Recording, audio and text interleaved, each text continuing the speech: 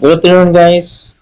This is Sip BOLO, and this is my vlog.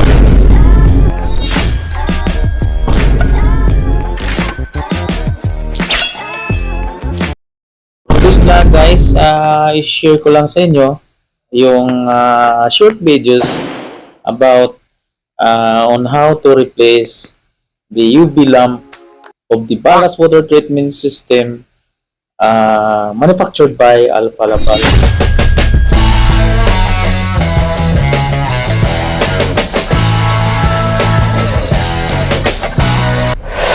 Kung ang barko nyo ay equipped with these machineries, ballast water treatment system manufactured by Alfa Laval, so itong video na to ay para sa inyo.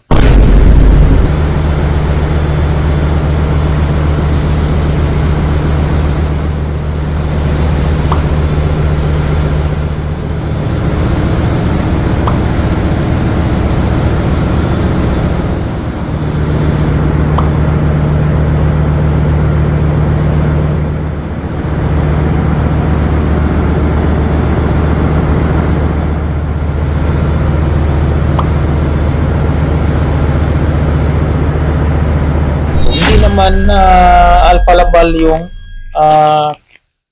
ang machineries nyo sa barko about the ballast water treatment system, so malay natin na pag sakay nyo uli sa ibang barko ay Alfa Laval yung manufactured sa ballast water treatment system na masasakyan nyo.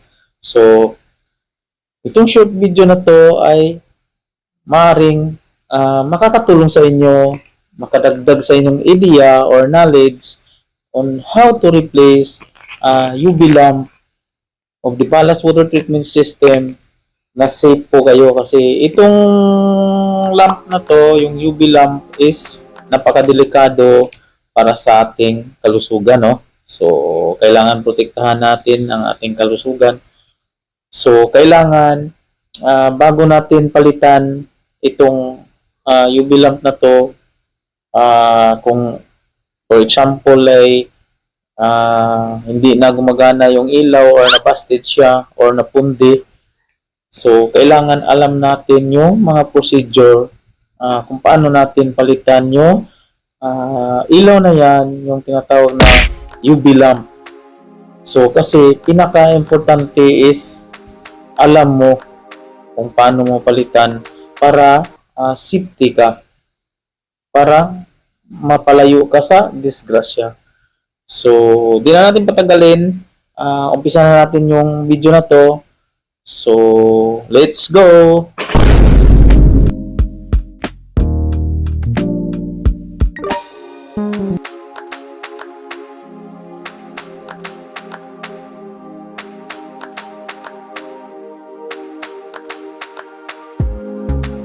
Remove the cap nut.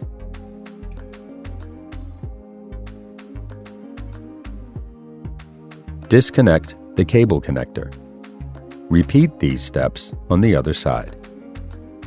Carefully pull out the UV lamp. Do not touch the glass. Only hold the UV lamp by the ceramic ends. Remove the lamp bush. Look for cracks and other defects in the quartz sleeve. Replace it if necessary. Also make sure that there is no trace of water leakage. If necessary, use the cleaning wipes in the box to clean the UV lamp. You can also use alcohol or similar degreasing agents. Check the condition of the O-ring inside the lamp bush. Replace it if necessary. Attach the lamp bush and carefully insert the new UV lamp. Be careful with the glass bump. It can easily break the UV lamp if it clashes into the quartz sleeve. Make sure that the connection is clean to ensure good electric connection. Look for rust, burning, or fading on the connectors. Replace it if necessary. Make sure that the cable is not squeezed between the cap and the bush.